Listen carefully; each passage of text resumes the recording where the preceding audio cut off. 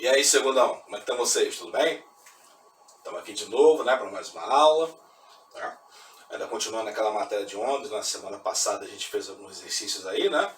E aí hoje a gente vai dar continuidade à matéria, sempre com a apostila na mão, ok? Então prepare-se aí, tá? Pega o seu material, coloca do lado para você poder acompanhar o que a gente vai falar, beleza? Para a gente poder dar continuidade aí ao nosso conteúdo, né? O final do ano está se aproximando cada vez mais, né? E parece que a gente vai terminar mesmo o ano nesse sistema aí. Então, tamo junto, vamos embora, tá? Então, já sabe, né? Começando aí com a imagem da escola aí, ela desbota e tal, aí pra gente dar a introdução do conteúdo, que é aí, turma de segundo ano no Colégio Humberto Torres, vocês aí, ok? E aí a nossa matéria de hoje é esse assunto, tá? Aí na parte de ondas, vamos começar a falar dos fenômenos ondulatórios. Fenômenos ondulatórios são fenômenos que acontecem com as ondas durante a sua propagação, tá? Esses fenômenos normalmente eles acontecem com qualquer tipo de onda, seja uni, bi ou tridimensional, sejam ondas mecânicas ou ondas eletromagnéticas, e ondas que são transversais ou longitudinais. Apenas um fenômeno que nós vamos citar, provavelmente na próxima aula, acontece somente com ondas transversais, ok? De resto, todos esses fenômenos que nós vamos falar, começando dos de hoje, acontecem com qualquer tipo de onda, beleza? Então vamos passar logo para a apostila para a gente não perder muito tempo, beleza? Vamos lá então.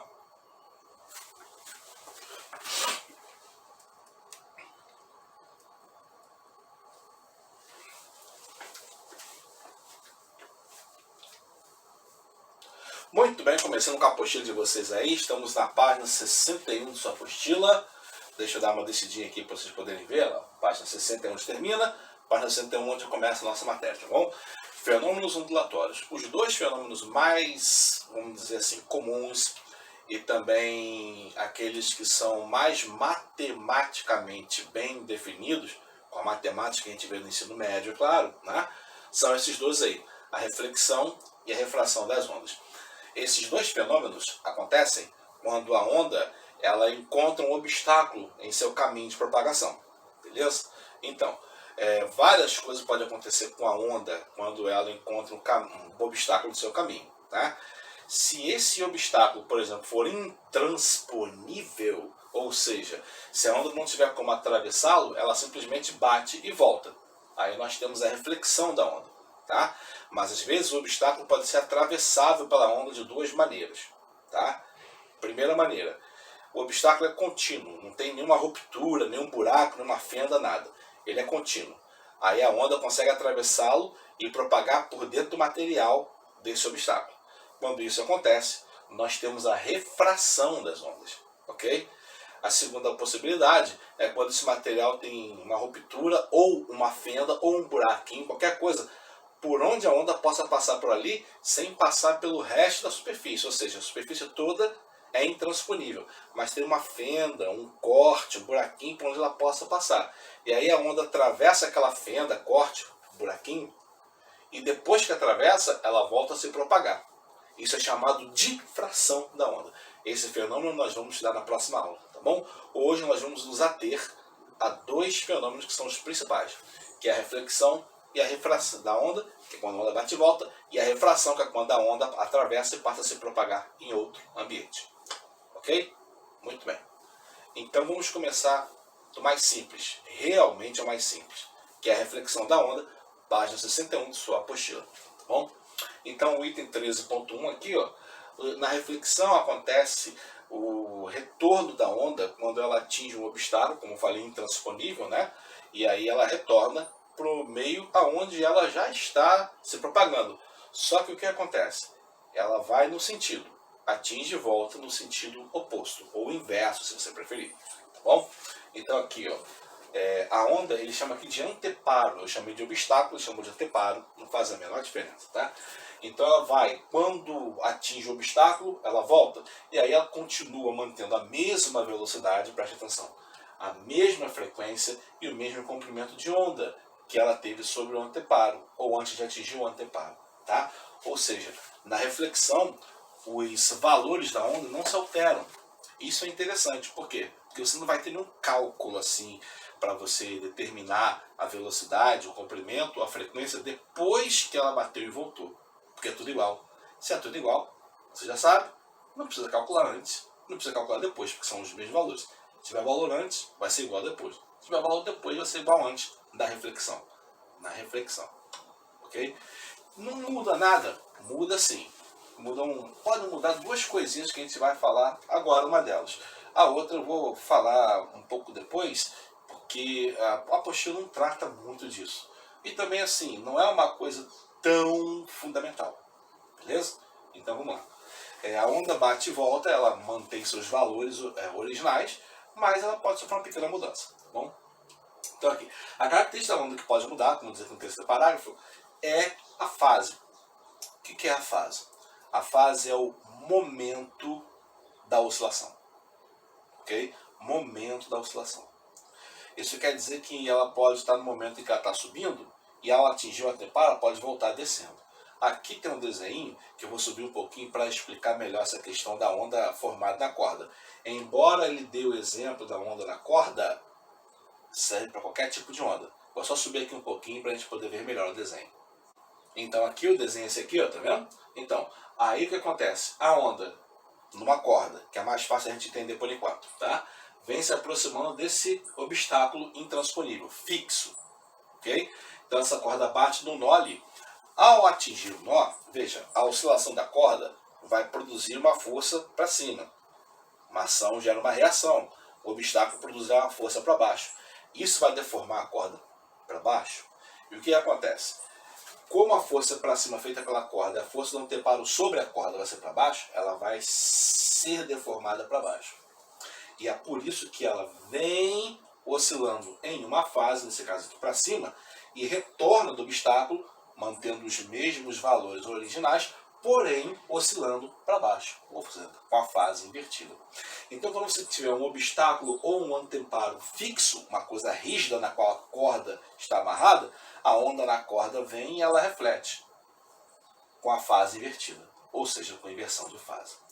Agora vamos supor que esse anteparo aqui não fosse fixo, que ele pudesse ter liberdade de movimento ou liberdade de vibração. Continuaria do mesmo jeito? Claro que não. Olha aqui. Nesse caso tem um anteparo livre. Embora ele tenha representado aqui por uma corda, eu prefiro representar sempre da seguinte maneira, tá? Que fica mais fácil, ou se você preferir, menos forçado. Deixa eu pegar aqui um pilotinho, tomara que eu esteja escrevendo, tá? Se eu tiver aqui, por exemplo, uma barra, né? E nessa barra metálica aqui eu tiver, por exemplo, uma argola. Tá? E nessa argola a corda estiver amarrada, por exemplo. Ok?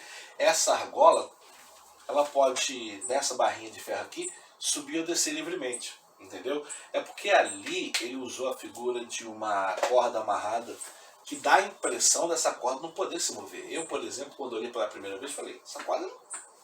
Mas enfim, tá? Vamos supor que a corda não tem atrito aqui com a haste, com o anteparo, e ela possa se mover. Nesse caso, aquela força que ela vai fazer para cima vai... a força que ela faria para cima não vai existir porque não tem atrito.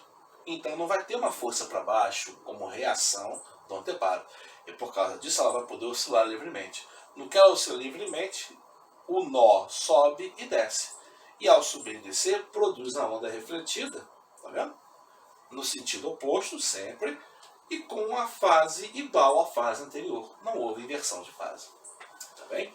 Então, se o anteparo, voltando aqui, se o anteparo estiver fixo, acontece reflexão com inversão de fase. Mas se o anteparo estiver livre, aí acontece reflexão sem inversão de fase. É a única situação assim que a gente pode dizer que realmente muda, ou provavelmente pode mudar na onda que interessa para nós aqui. A outra coisa que eu ia falar, que é uma coisa bem rapidinha, é a amplitude de oscilação. Veja, quando a onda atinge um obstáculo, ela pode transmitir para esse obstáculo uma parte de sua energia. Tá? E essa energia transferida, ela não retorna para a onda. Então o que acontece? Como é que ela se manifesta então, essa perda de energia? A amplitude de oscilação, ela pode reduzir um pouquinho durante a reflexão. Se o anteparo no qual a onda foi refletido, absorveu uma parte dessa energia. Quer ver um exemplo? A onda sonora. Quando você emite o som bate na parede, uma parte dessa onda sonora ela é absorvida pelas moléculas da parede. E o resultado disso é que quando você grita ou emite o som, ele vem com uma amplitude, vem com um volume, né? E quando volta, o volume é mais baixo. Porque uma parte da energia ficou lá. É a mesma voz no sentido de ser a mesma frequência, então a energia própria da onda não muda, mas a energia que ela transmite, que ela transporta, aí sim, pode sofrer uma pequena redução, tá bom? Porque uma parte da energia pode ser transferida para o obstáculo ou para o anteparo, se você preferir. São as únicas duas coisas que podem mudar: a fase de oscilação e a amplitude de oscilação, que a apostila nem trata aqui direito, tá bom? Ok? Então, dando continuidade aqui, né? Ele fala que, é claro que a gente deu o exemplo de ondas unidimensionais em relação a uma corda, né? Mas ele fala aqui logo no parágrafo que ondas bidimensionais e tridimensionais, por exemplo, as ondas sonoras ou as ondas na superfície de um líquido, elas vão seguir a mesma regra, sofrem também reflexões de um anteparo. E aí podem também ser refletidas com inversão de fase ou sem inversão de fase também. Todas as ondas, eletromagnéticas ou mecânicas, uni, bi ou tridimensionais. Ok? Então, aqui está representada uma onda bidimensional, né? Daquele esqueminha, né? O raio da onda, que diz em que direção ela está se movendo, e aqui as frentes de ondas, que representam como se fossem as ondas na água, né? E vem aquelas partes do círculo que você identifica, só que se você levar isso muito distante, esses círculos ficam quase retos, que é representado aqui, ó, por essas coisas que são chamadas as frentes de onda. Então a onda está vindo aqui, está vindo aqui, está vindo aqui, está vindo aqui, bateu no anteparo. E aí voltou para cá. Okay? Então a onda incidente e a onda refletida, elas mantêm os mesmos valores de comprimento, de frequência e de velocidade. Ok? Muito bem. E aí, ela é, vamos dizer assim, descrita por leis que são chamadas leis da reflexão. Que, na verdade, são duas leis bastante simples. Tá bom? Qual é a primeira lei da reflexão? O raio de onda incidente, quer dizer, a direção, a reta que representa a direção de propagação da reta da onda que atinge o obstáculo. A normal, que é essa linha pontilhada aqui, que novamente, por que é chamada de normal? Porque ela está sempre em 90 graus com a linha da superfície do anteparo no lugar onde a onda atingiu ela. Okay? Então normal porque é em 90 graus. Não é porque normalmente aparece, não. É porque está em 90 graus. Ok? E o raio de onda refletido, que é esse aqui, ó. Tá vendo? Ok. Essas três retas aqui estão contidas no mesmo plano, na mesma folha de papel. Não tem tridimensionalidade entre elas, tá? Então a onda incidente, a onda refletida normal estão na mesma superfície, no mesmo plano. E a segunda lei, que é bem mais simples, entre a onda incidente e a normal tem aqui o ângulo de incidência, que é chamado θi, ou representado por θi. E entre a onda refletida e a normal, ou raio de onda refletida normal, existe um ângulo que é representado por θr, ângulo de reflexão. A segunda lei me diz que esses ângulos têm que ser iguais. Ou seja, se eu fosse representar isso por uma equaçãozinha, eu diria aqui que θr, ângulo de reflexão, é igual a θi, ângulo de incidência. Tá? Eu posso representar dessa maneira ali. Okay? Então os ângulos do lado de lá e do lado de cá sempre são normais. Sempre são iguais. Desculpem. Cuidado para você não confundir uma coisa, tá? Às vezes a onda atinge uma superfície que não é plana. Ela é defeituosa, é sinuosa, é cheia de pontas, entendeu? Então às vezes o ângulo aqui de fora e o ângulo aqui de fora podem não ser iguais. Tá? Então cuidado com isso. O que a lei diz é que os ângulos de dentro são iguais, mas os de fora, por causa das imperfeições da superfície, podem inclusive não ser iguais. Então a garantia que sejam iguais são dos ângulos internos, não dos externos. Tá bom? Tenha cuidado com isso aí. Okay? E aí você tem um exemplo de reflexão no qual as ondas estão presentes no nosso dia a dia, que é a reflexão sonora. É uma onda tridimensional. A gente pode, vamos dizer assim, de maneira muito simplificada, representada por frente de onda como essa. Mas as ondas sonoras, por exemplo, são ondas que a gente convive todo dia e ondas que a gente observa fenômenos, mesmo sem se dar conta de que esses fenômenos acontecem. Tá? Eles acontecem com as ondas sonoras e nossos ouvidos captam. Né? Então, quando você ouve o eco da sua própria voz, por exemplo, é um exemplo de reflexão, como eu falei ainda agora. Aí. Deixa eu apagar aqui as coisas que eu marquei, tá bom? Para a gente poder continuar.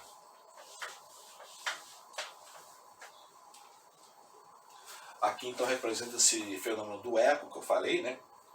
É um exemplo de reflexão de ondas sonoras, beleza? Ok. E aí, essa questão aqui, tá? Essa questão aqui, ela acontece. O que acontece nem sempre é captado pelos nossos ouvidos. Por quê? Porque o nosso cérebro, ele tem intervalos de tempo para processar informações que chegam até ele. E nesse caso, no caso do som, o nosso cérebro é capaz de processar, ou se você preferir, o nosso ouvido é capaz de captar sons com intervalo de 1/10 de segundo entre um e outro. Tá? 0,1 segundo. Se dois sons chegam no intervalo de tempo de 1/10 de segundo para mais, o nosso ouvido capta os dois, nitidamente, se você não tiver nenhum problema. Mas se os sons chegam no intervalo menor do que 0,1 segundo, o primeiro som é registrado, captou. Mas o segundo som passa direto, desapercebido. Entendeu? Okay? E isso, no caso da reflexão, no caso da reflexão aqui, pode gerar para nós o fato de que a gente pode não ouvir o som. Ok? Mas o que o cara está dizendo aqui? Que se você tiver uma parede, um obstáculo distante o suficiente para que esse som leve mais de 1/10 de segundo para ir e voltar, nesse caso você vai conseguir ouvir o eco da sua própria voz. Ah, mas que distância é essa? Essa distância depende da velocidade do som no ambiente. Tá? E a gente vai falar sobre isso um pouco mais adiante em forma de exercício, mas já posso garantir para você que você pode usar como referência a velocidade 340 metros por segundo. Se você usar como referência esse valor, que é o valor das ondas sonoras no ar em torno de 10, 15 graus, mas é uma ótima referência, quando você emitir o som e voltar 0,1 segundos, ele vai fazer uma distância de 17 metros, indo e voltando. Okay? Então, a princípio, para você ouvir o som da sua própria voz, a parede, vamos dizer assim, na qual o som tem que ser refletido, tem que estar a uma distância mínima de 17 metros do seu corpo, para que você possa ouvir o eco da sua própria voz. Por isso que em sala de aula ou nas nossas casas a gente não ouve o eco, né? Por quê? Porque a parede não está a 17 metros de distância. Imagina uma sala com 17 metros de distância. Grande pra caramba. O que pode acontecer é que quando você está numa sala vazia, uma sala grande, mas que não tem 17 metros, vamos dizer que tenha 7, 10 metros, e está numa sala vazia, você pode gritar, emitir o som, e o som refletir 1, 2, 3 vezes, e aí, nesse que refletiu 2 ou 3 vezes em parede diferente, já deu 0,1 segundo de tempo, e aí você consegue captar o som que foi refletido 2 ou 3 vezes. Mas é bem baixinho, porque eu já falei, né? O som, à medida que reflete nas paredes, vai perdendo intensidade, vai perdendo amplitude, vai perdendo volume. Ok? Bom, então, o autor da apostila explica esse fenômeno aqui. Ele só não bate o martelo em relação ao valor da velocidade do som. Mas o que eu falei está explicado aqui na sua apostila, nessa página, tá bom? Ok. E aqui tem um exemplo de aplicação tecnológica da reflexão das ondas, tridimensionais também, no caso das ondas da água. O cara está usando aqui um aparelho que é chamado sonar, alguns outros são chamados de radar. A diferença entre o radar e o sonar é o tipo de onda que usa. O sonar usa ondas do tipo mecânicas, ondas sonoras, normalmente, ou pode ser com ondas maiores ou menores do que a frequência que o ouvido humano é capaz de captar. E o radar usa ondas de rádio, que são ondas eletromagnéticas, e aí elas podem propagar-se no vácuo, lembra? Tá? Então pode ser usadas inclusive no espaço. Ondas sonoras, ou seja, o sonar, só pode ser usado na água ou na terra. tá? Não pode ser usado no vácuo, não pode ser usado no espaço. E como é que funciona? O cara emite o som, a onda, atinge a superfície, chega ali, é captado, e de acordo com as características da onda, né, quanto tempo leva para atingir, ângulo de reflexão e tal, ele consegue identificar a forma, a distância da superfície e até identificar se a superfície pode ser de alguma coisa que esteja se aproximando ou se afastando. Okay? É um aparelho muito interessante. Tá? Muito bem, muito útil. Os morcegos, por exemplo, são seres vivos que têm um sonar natural. Como é que eles enxergam? Muito mal. O morcego enxerga muito mal, especialmente de dia. À noite ele enxerga um pouquinho melhor, mas normalmente a vista do morcego é bastante limitada. Agora, os seus ouvidos são show de bola. O morcego emite o som, né? Olha a malandragem do nego. Emite o som aqui, esse som atinge o objeto, volta e é captado pelos ouvidos dele. E aí, assim como no radar do navio que a gente viu ainda agora, no sonar, né, melhor dizendo, ele consegue identificar tamanho aproximadamente, a distância, ver se o objeto está se movendo para a direita, para a esquerda, para cima, para baixo, para longe, para perto, né? E consegue, através dessas informações, identificar que objeto é aquele. Por exemplo, se é uma presa, se é um almoço não, que seria de dia, se é a janta dele ou não, entendeu? Então é um objeto que está aqui, que ele identifica através de uma coisa natural, que parece uma tecnologia humana. Ok? Show de bola, né? O morcego, apesar de ter olhos muito ruins, tem ouvidos excelentes. Então uma coisa acaba compensando a outra, né? Existe um personagem, acho que é Daredevil, deixa eu ver como é que foi traduzido para o português, eu não lembro agora, mas virou até filme, né? Acho que foi o Demolidor. Eu não lembro se foi o nome dele agora, isso. Né? Eu nem sou muito fã de quadrinhos, mas esse cara ficou cego quando criança, né? E desenvolveu a habilidade de, assim como o morcego, né? Identificar os objetos pelos sons, né? E que eles fazem e tal. É ruim de derrotar o cara, mesmo sendo cego. Né? Virou até sério esse filme. Bom, mas aí é uma tecnologia que depende do som, que na verdade é inspirada no fato natural. Interessante, né? E tudo isso tem a ver com a reflexão das ondas. Ok? Vamos passar adiante aqui então para a refração das ondas. Muito bem, o segundo fenômeno ondulatório de hoje, eu só vou tratar desses dois hoje, ok? É a refração das ondas. A refração das ondas acontece quando a onda atinge a superfície do obstáculo e atravessa, e aí passa a se propagar dentro do material daquele obstáculo. Tá? Às vezes pode não ser um obstáculo, a gente pode ser a superfície de separação entre dois ambientes, como por exemplo o ar e a água da piscina, por exemplo. Né?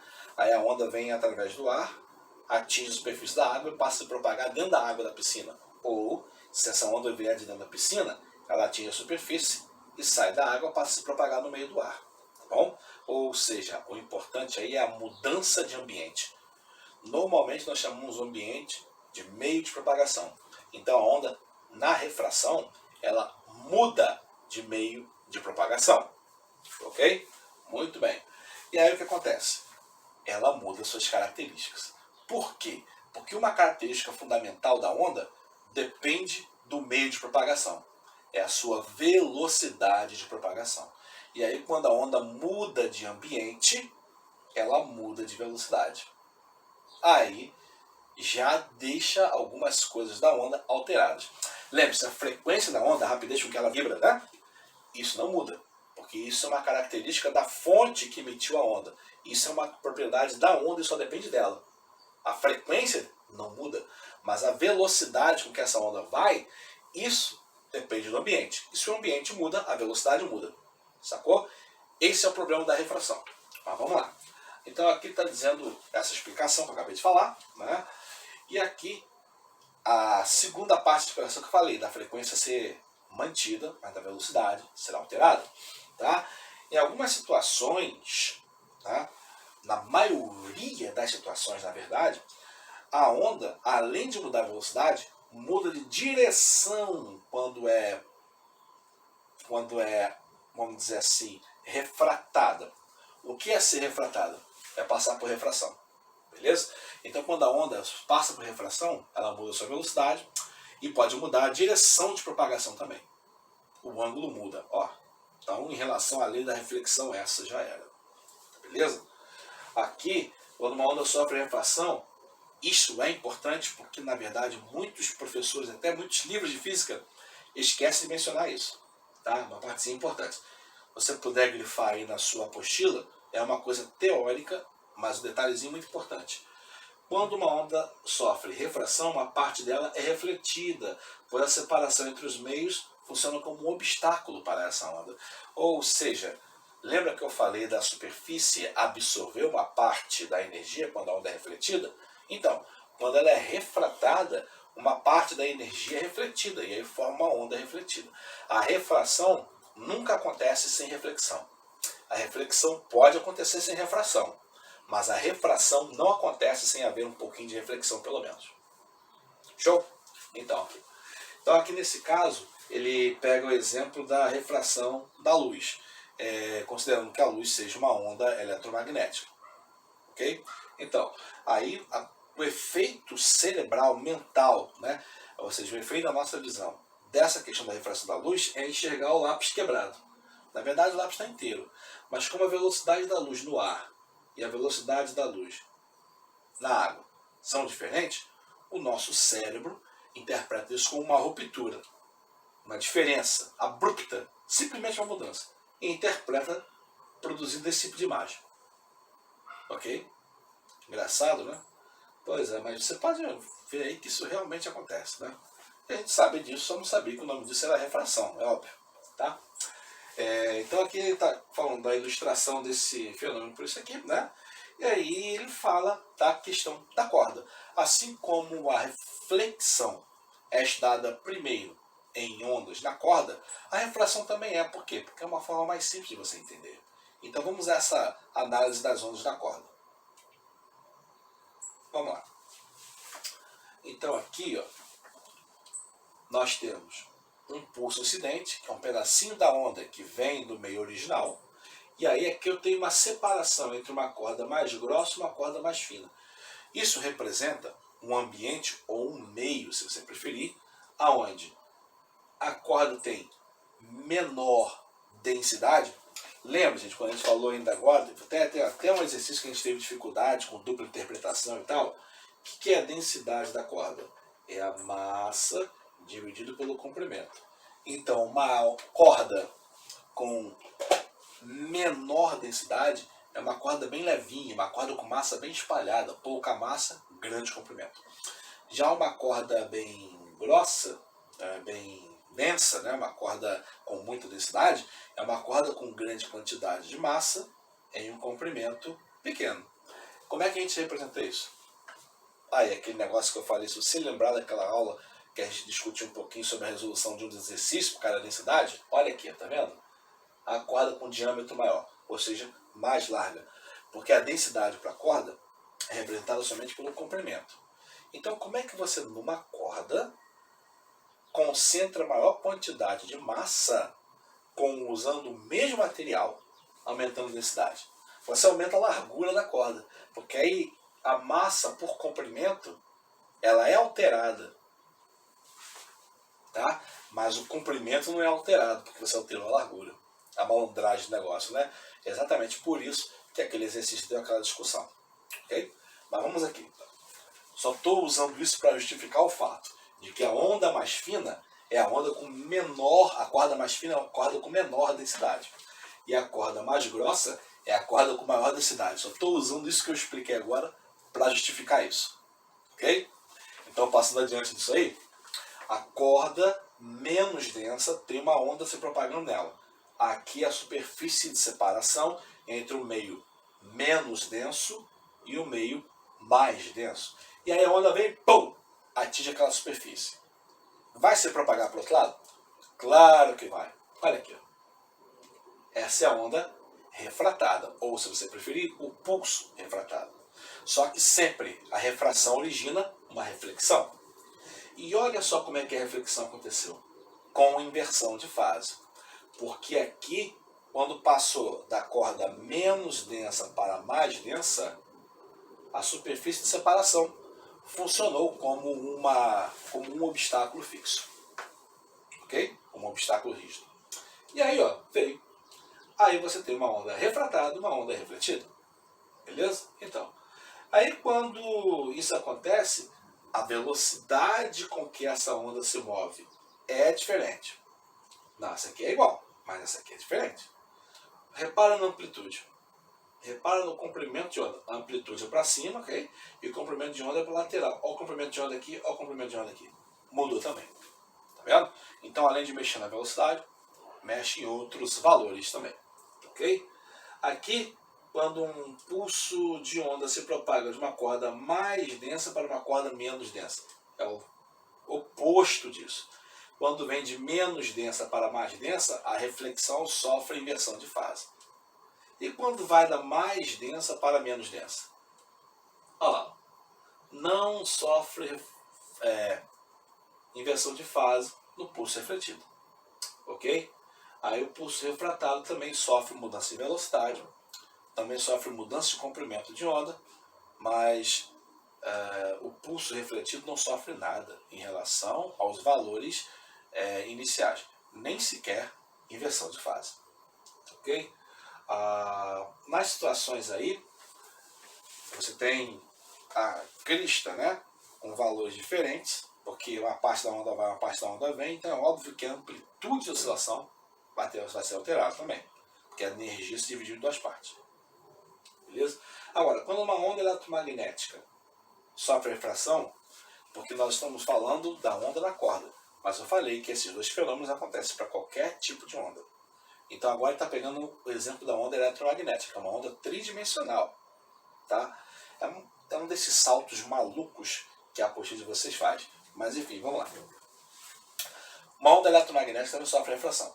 Por exemplo, passa da água para o ar, ou do ar para a água. No caso da luz, por exemplo, em uma piscina. Beleza? Então, o meio vai ter velocidade de propagação diferente, dependendo da sua constituição, das suas características. Então, na velocidade de propagação da onda eletromagnética no ar, tem um valor. A velocidade de propagação da onda eletromagnética na água tem outro valor. Quando a onda passa de um meio para o outro, essa velocidade muda. E aí? Aí, você tem uma definição para representar essa mudança, que é chamada índice de refração. O índice de refração, representado por N, a divisão entre a velocidade da luz ou das ondas eletromagnéticas no vácuo, ou seja, no espaço, sem matéria nenhuma, e a velocidade da onda eletromagnética ou da luz no ambiente que tu estiver analisando. Na água, no ar, no vidro, ok? Você faz essa divisão, você consegue identificar o que nós chamamos de índice de refração, beleza? Quanto menor a velocidade da onda eletromagnética no ambiente, maior vai ser o índice de refração, tá? Agora, a refração também pode acontecer com mudança de direção, lembra o que eu falei? É que nós vamos voltar isso aqui depois, tá bom? Vai ficar um pouco mais claro depois. Nós temos aqui um desenho representando a propagação de uma onda bidimensional. Eu vou dar uma subidinha aqui na imagem para estudar ela melhor. Muito bem, tá ali. Ó. Então, a onda incidente atinge aqui. Olha o ponto onde atingiu. Essa reta de referência aqui é a reta normal, já expliquei que é a reta de 90 graus com a linha da superfície, ok? Então a onda incidente vem. Antes ele tem um certo ângulo, tá vendo? É o ângulo de incidência, que a gente tinha definido lá na reflexão. Aí, quando passa para o outro ambiente, daqui o outro ambiente, tá? Essa onda já vem numa direção um pouquinho diferente. Mesmo você consegue reparar no desenho. Ó, essa onda ali vinha numa direção. Essa direção estava assim. Deixa eu ver se está certo. Aproximadamente. Viu? E aí alterou. Quando alterou por causa das características do ambiente, que são diferentes. E aí o raio de onda refratado veio numa outra direção, que faz um outro ângulo com a reta normal. Esse outro ângulo é o ângulo de refração. O ângulo de incidência é representado por θA e o ângulo de refração é representado por θB. Representando esses dois ângulos, você já vê que θA e θB são diferentes. Ok? O comprimento da onda A, que é a distância entre essas duas frentes de onda aqui, ó, e o comprimento da onda no meio B, que é representado pela distância entre essas duas frentes de onda, também são diferentes. Mudou o comprimento de onda. Lembra que eu tinha falado antes? A refração é causada pela mudança na velocidade de propagação. Só que a mudança na velocidade de propagação, ela leva a outras mudanças. São essas duas. A mudança na direção de propagação e também a mudança no comprimento de onda. Tá? Então, quando uma onda ela é refratada, a sua velocidade muda. E isso faz com que mude também sua direção de propagação e seu comprimento de onda. Ok? A parte refletida da onda, que nem foi representada aqui, tá vendo? Não muda nada. Nem o ângulo, nem a velocidade, nem o comprimento. Mas a onda refratada muda. Tá? E isso vai fazer com que nós aí sim tenhamos descrições de matemática a respeito disso. Lembre-se, na refração da onda, a frequência de oscilação não muda, porque a frequência de oscilação é uma característica da onda que foi definida quando ela foi emitida. Então é dela, não depende do meio. Ok? Então, quando a gente passa adiante aqui, deixa eu apagar apenas a linhazinha aqui. Isso. Quando a gente passa adiante aqui, a gente cai nessa análise matemática. Tá? Qual a análise matemática? Vamos lá. A relação entre esses ângulos, as velocidades nos dois ambientes, os comprimentos de onda, pode ser retirada. Retirada e representada por uma lei. Essas leis da refração, que são chamadas, elas podem ser representadas aqui, ó, por esses dois princípios. Tá? Qual é o primeiro princípio? Mais uma vez, o raio de onda incidente, a reta normal à superfície e o raio de onda refratado tem que estar no mesmo plano. Então eu vou voltar ali, ó, você vê, ó, na mesma folha de papel, essa linha, que é o raio de onda incidente, essa linha, que é a reta normal, e essa linha, que é o raio de onda refratado. Tem que estar na mesma linha, na mesma superfície, na mesma folha de papel, no mesmo plano. Ok? Retornando lá então. Aí, a segunda parte, que é realmente a descrição matemática do negócio. Tá? A lei de Snell-Descartes, foram os desenvolvedores dessa equação matemática. Ok? O produto entre o valor do índice de refração. O que é índice de refração? Vamos lá. Velocidade das ondas eletromagnéticas, ou da luz, no vácuo, dividido pela velocidade das ondas eletromagnéticas, ou da luz, naquele ambiente. Isso é o índice de refração. Então vamos lá. O produto entre o índice de refração, aquele valor que a gente viu ali ainda agora, e o seno do ângulo entre o raio de onda naquele meio e a reta normal é constante. Então, quando você pega o valor de n e multiplica pelo seno do ângulo, você vai ter um valor constante. Então, aqui voltando naquele desenho, é porque ele não representou aqui, ó. Mas aqui, deixa eu botar apenas umas características indicadas aqui, tá bom? Nesse ambiente, a onda vai seguir com uma velocidade VA. Nesse ambiente, a onda vai seguir com uma velocidade VB. Ok? Nesse ambiente aqui, a onda vai ter um índice de refração, que é a velocidade da luz no espaço, no vácuo, dividido pela velocidade da luz no meio A. E nesse ambiente, ele vai ter um outro índice de refração, que vai ser a velocidade da luz no vácuo dividido pela velocidade no meio B. Então, isso aqui eu vou chamar de NA, isso aqui eu vou chamar de NB. Tá? Esses são os índices de refração no meio A e no meio B. Ok? E o que o cara está dizendo para mim? Que aqui eu vou ter um ângulo. Olha o ângulo aqui, deixa eu circular aqui. Esse ângulo e esse ângulo, juntamente com os índices de refração, tem uma relação matemática. E aí, aqui eu posso pegar o valor do NA e multiplicar pelo seno do ângulo A. A mesma conta eu vou fazer aqui. Índice B multiplicado pelo seno do ângulo de refração, que é o ângulo θB. Quando eu fizer isso aqui e isso aqui, não importa quais sejam os meios, não importa quais sejam os ângulos nesses meios, o valor vai dar o mesmo. Quando se descobriu essa lei, se tive uma indicação melhor da natureza da luz, tá? Porque ainda havia dúvida se a luz era corpo, onda, partícula, ok? Mas ao descobrir isso aí, essa regra matemática, isso deu, vamos dizer assim, né, uma nova orientação para os casos naquela época. Opa, peraí. Entende? Então, assim, do desenvolvimento dessa regra matemática foi muito importante dentro da história da física para a definição da natureza da luz. Tá? Então, voltando lá na página seguinte, aí a gente pode definir, então, a relação matemática entre os dois meios, A e B, através dos seus valores de índice de refração e de ângulo, que no caso é o de incidência e o de refração. Tá? E mais ainda, se você aplicar aquela equação que é a definição do índice de refração, olha lá, C dividido por V, C dividido por V. O valor de C, que é a velocidade da luz no vácuo, é constante, eu posso simplificar aqui e aqui.